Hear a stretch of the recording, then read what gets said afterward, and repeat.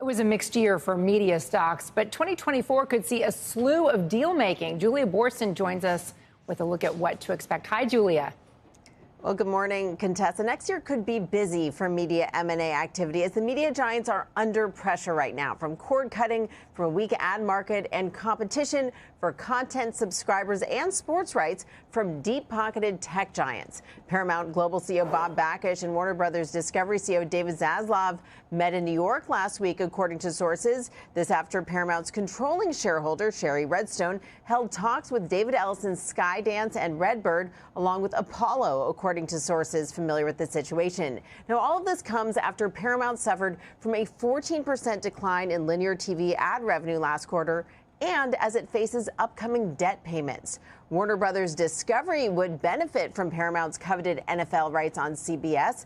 But if Warner Brothers Discovery is not a buyer, it will be free to sell itself as of April 8th, when restrictions from its Warner Media deal expire. Now, sources say that Comcast might be interested in pairing its NBC Universal, CNBC's parent company, with Warner Brothers Discovery to create a more powerful streaming platform. Now, access to the NFL could also be driving deals for the likes of Amazon, Apple, and Google's YouTube.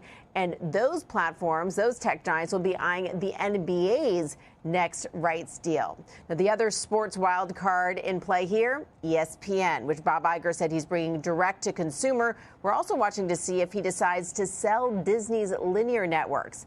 And with last week Lionsgate finally spinning off Starz, more linear assets could be in play. Sources tell me that Starz could roll up the likes of the History Channel and BET to take them digital, as it has with its Starz streamer.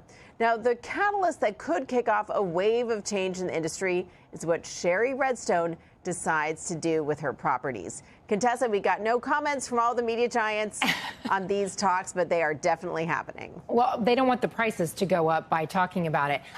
I'm just curious, though, if you're looking at the regulatory environment and the Biden administration's view of big mergers, certainly the tie-up of Comcast and Discovery seems like that would trigger red flags everywhere. I mean, what role does regulatory environment play in what we're likely to see?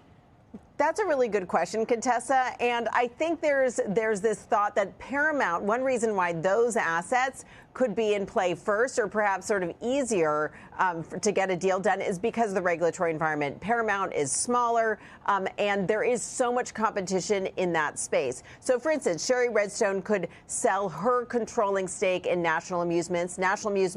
She could sell National Amusements, which owns 80% of the votes of Paramount Global. Now, she could sell that without much regulatory issue at all. Or she could sell off Paramount Global in pieces. For instance, BET.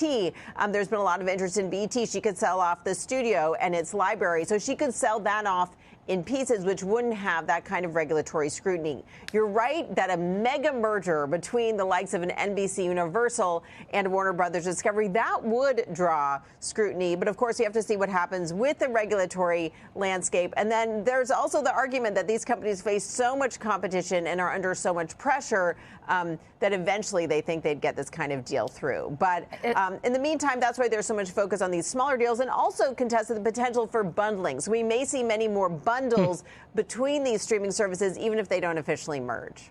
It's just it's like watching a giant game of Tetris happening in front of your eyes. Julia, great to see you. Thank you.